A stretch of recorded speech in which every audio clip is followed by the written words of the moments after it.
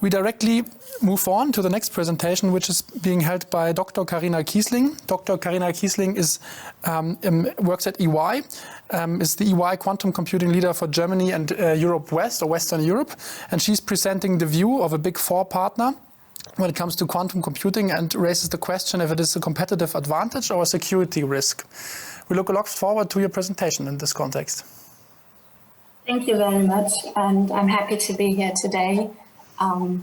Maybe a small note from my end, no doctor at my side, but the quantum physicist, to share my content and to get started. Can you see my screen? Not yet. Not yet. Still nothing showing? Not yet. Okay. Now there arrives something. Yeah, we cannot see the screen sharing mode. Yeah, now it's perfect. Thank you. Perfect. Perfect. Thank you. And welcome to the talk on quantum computing competitive advantage or security risk in the view of a Big Four. My name is Carina Kießling, and as just announced, I'm quantum computing leader Germany and Europe West for Ernst & Young. I'm part of EY Technology Consulting. Feel free also to connect via LinkedIn over the QR code. I'm based out of Frankfurt and have a background in quantum physics. The question that we have to ask ourselves is, what are we moving today that will move the world tomorrow? And as we can definitely say, quantum technology will be one of the moving technologies of the future. They will disrupt not only the economic world that we are living in, but also the research world and our daily lives sooner than we expect. What we are sure about is that we tend to overthink changes of the next years, and we are also helping our clients to understand what quantum means and where we are at the current point. But we also need to think about what is happening in the next decade. So let's talk about relevance. Why is quantum computing important for EY and other Big Four companies? For EY, we see the trinity of our clients, the markets, and our services. Since a couple of years, more and more clients have been coming to us asking about quantum computing. And it's not only about quantum computing, but also quantum technology in general. So they are asking about quantum sensing, quantum networks, quantum internet, quantum security, but also computation and algorithms. They're coming to us to understand opportunities, but also threats of those technologies. They want to know how to secure business in the quantum era. And we as EY are already today happy to help and support our clients to transition into the quantum era. And we have the knowledge to guide our clients. If we look at the market pillar, we see that there is a specific market type that is growing from day to day, and the market demands for quantum computing. Everywhere we look, be it LinkedIn, the newspapers, also the media in general, the buzzwords of quantum technology and quantum computing is everywhere. But most of the time, people talk about quantum, but don't really understand what quantum technology all is. The market is searching for use cases, and from day to day, there's more use cases which are published.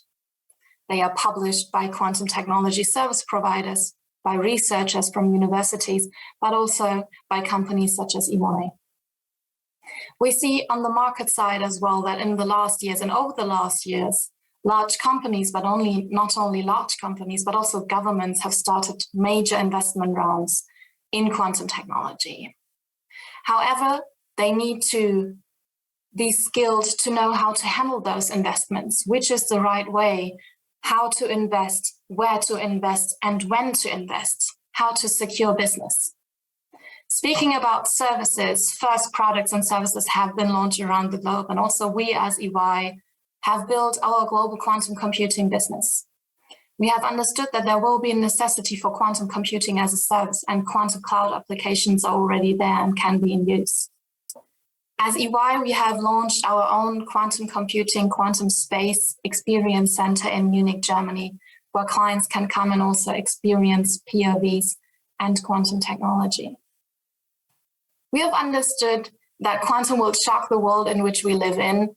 As already Niels Bohr said a couple of years ago in the past, if quantum mechanics hasn't profoundly shocked you, then you haven't understood it yet.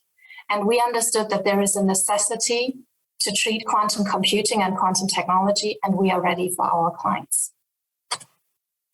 If we look at quantum technology applications, sectors, and use cases, we see a lot of sectors, and we believe that quantum technology in a way will disrupt the business world in which we live in, that it will treat nearly all of the business sectors out there.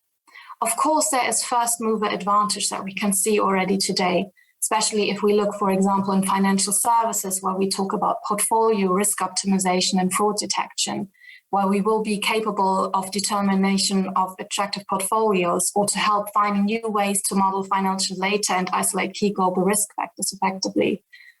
Just on stage before me, for example, was Roman Oros, who was talking also about financial services and modeling financial data. And this becomes more and more important every day. And we are also there to help our clients with our technology service providers in that field. If we look into life science chemistry and pharmaceuticals, there's many more applications such as protein foldings or drug discovery, where we see that quantum technology is capable to dramatically cut costs to time to market, not only in the future, but already today.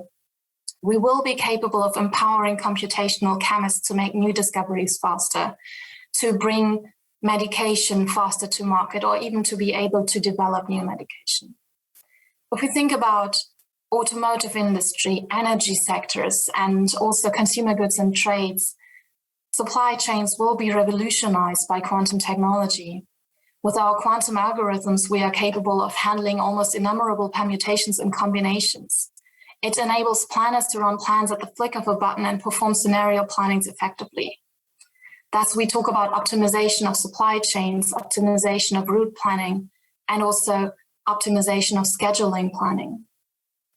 When it comes to the public sector, we see that quantum technology enables weather predictions to be more secure and also to do traffic modeling, which helps track and predict the information of movements, and thus will help us, for example, also in the public sector when we talk about energy, to help optimize electrical grids, which require massive computational power nowadays.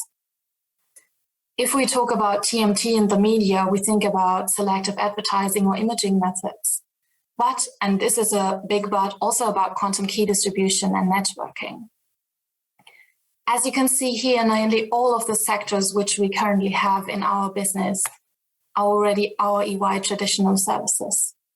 So in our traditional services, we have assurance, strategy and transactions, our core business services, tax and law services, and consulting. And we have understood that only hand in hand overall, all of our services and all of our industry sectors, we will be capable, and we have the skills and resources as well as the expertise to help our clients transition into the quantum age securely. I would like to go over to one of the next quotes, and it's a quote by Stuart Brand. And I think this speaks a lot about the quantum market and what is going on at the moment. Once a new technology rolls over you, if you're not part of the steamroller, you're part of the road. And we are first movers advantage. We are there for our clients and we're happy to help. As a Big Four, one of our key assets is data, our client data, our confidentiality and privacy. And what we need to ask ourselves is to do an assessment whether the businesses, not only of us, but also of our clients, are ready for the quantum era. So our clients need to demand themselves, are they ready for the quantum revolution? Are they aware of quantum technology-induced changes and prospects of their business activities? Are they aware of quantum technology-induced risks and threats, which will be effective very soon, and maybe already today if we think about harvest now, decrypt later, cybersecurity risks. Thus, our clients have to demand themselves whether their data is, and their data security and encryption is decisive for their company's success or not. Can they actually afford having sensitive data harvested now and decrypted later? Are they ready to implement quantum secure solutions? And last but not least, how about cryptographic, crypto agility, and cryptographic protocols? And what we see here is that there's three types in the market of clients. The first ones that did not deal with quantum technology effects so far. But this is only a minority. Most of our clients are actually aware of some threats, but unsure how to address them. They have heard about the buzzwords of quantum technology, but don't really know where to start. And last but not least, there's only a very, very small group that has quantum know-how already in their company so far, and an action plan at hand already to be implemented. So where are we standing currently? Is this a lose-lose, a win-lose, or win-win situation for Big Four companies, for the market, for governments and regulatory? Coming back to the example of data privacy and confidentiality, securing business for the quantum era is of key importance. And we have seen that there's 3 ways of treating this. Thinking about regulatory is mostly far behind the technological progress at the market. So we as EY are already there today to help our clients transition into the quantum era, even if regulatory for data privacy and confidentiality is not already there. There are 3 ways of treating. It's either waiting for regulation, investing in quantum readiness and crypto agility, and to define a post-quantum roadmap where we as EY can definitely help. Or, and this is something which we already tell our clients to do now, to go for hybrid solutions. Even if quantum technology is not there in all parts of your business today, it will be in the future. And even if it's not all parts of your business, it will be important for your company's success. So you need to invest in readiness and agility. You need to define a post-quantum roadmap. So what is happening once quantum technology is there? And even if you might have higher effort today, you will have lower risks in the future. So we always tell our clients to think about, are they ready for the quantum future? And what is the risk of losing their data? So how about us as EY? Are we ready for the quantum revolution? Our answer is yes. We are ready and prepared for overall industry, services, and the need in the quantum era. For sure, we don't know what the future will bring, but there's assumptions that tell us where to go in the future. We as EY have our own quantum computing services and quantum technology services.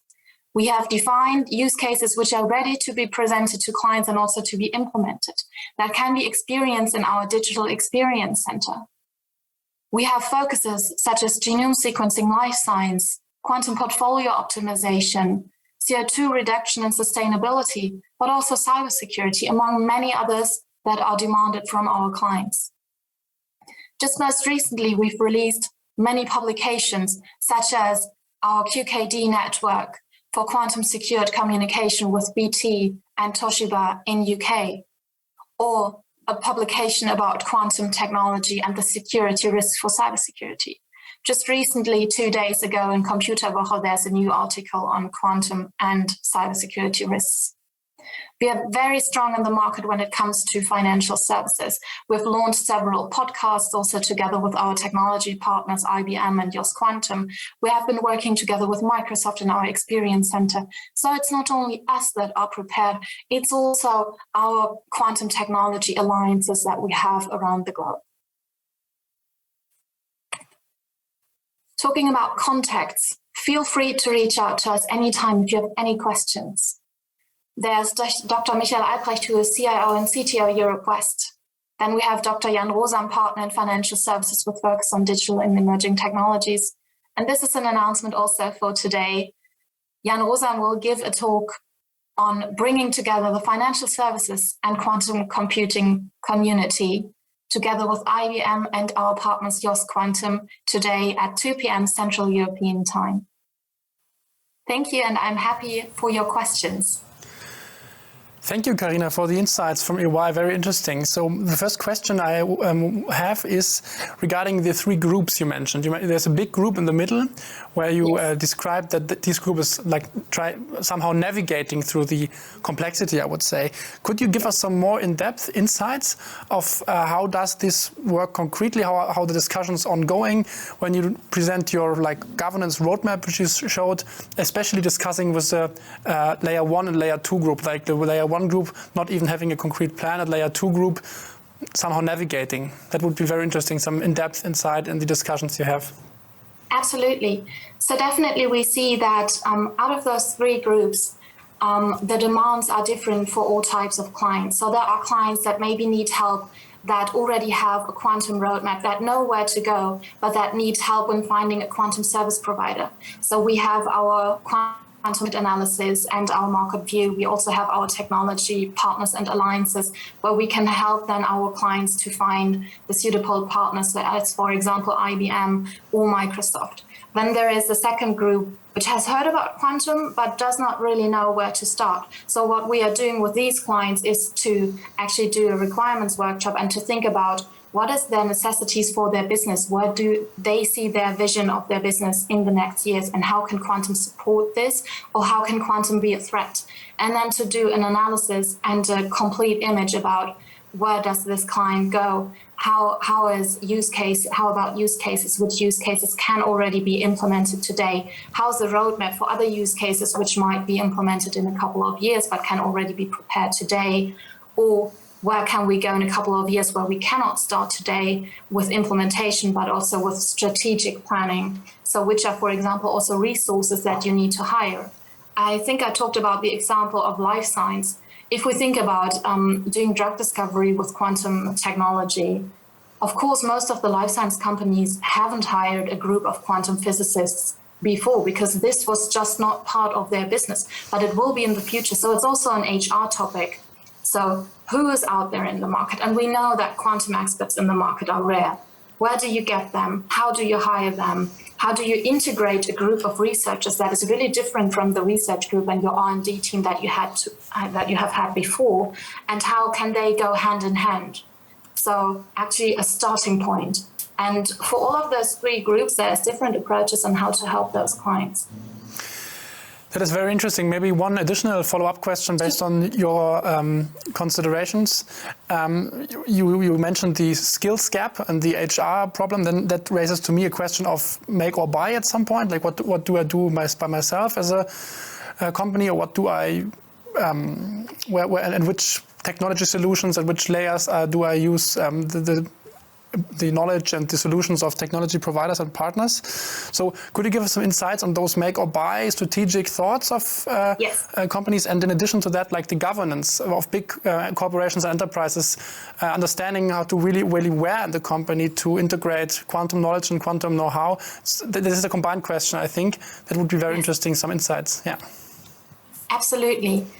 I mean, it depends, of course, on your business model and where you want to go as a company. Do you want a full quantum service in the future? Do you want to be only a small part of it? Do you want quantum technology really to transform your business? And this is also a question about where do you want to stand in 10 years? Do you want to be part of the technology forefront, or are you not? And then, of course, it depends also on the service which you are doing. So I think the life science example, which I just had, was a quite good one, because if we think about life science companies, we have pharmacists working there, we have chemists working there, and maybe some of them have an understanding of basic quantum mechanics from their background, but they are not capable of working with quantum computers. Then on the other hand, you have quantum technology service providers, which offer their services either over cloud or maybe also which will be selling quantum computers to firms in the future. But what is happening at the link between? So how, and this comes to the question, buy or get the services of another company. So if your business in the future will change in the way that you, for example, have a complete R&D team to work on new ways of doing business, you will not be able to get those experts from the outside and just use them for a specific period of time. You need those skills in company. So then, of course, you need to somehow have a buy-in of those experts from the market. If it comes to using cloud services and doing implementation of cloud services, and maybe not R&D, but maybe talking about optimization problems and algorithms that need to be implemented, then of course this is services which we as EY do together with our technology and hardware service providers, where we can go to a client and say, well, help clients transition and do this for them and give them something at hand with which they can work in the end. Because if we think about cloud applications, what is happening in the end is our clients will be capable of making usage of problems to solve that they haven't solved before, but it's only on the front end. What happens in the back end, if there is a quantum computer running that, or if it is a classic computer running that, for some of our clients, it is important on the outcome, but it's not really important on what's behind. So they don't need to hire an expert to build a quantum system. They need to hire somebody to do the intersection from those cloud applications to their business. And this is some services which we then also can provide. That was very helpful and very comprehensive, Carina. Thanks a lot for your presentation and also for your considerations and question answers in the wrap-up. Thanks a lot.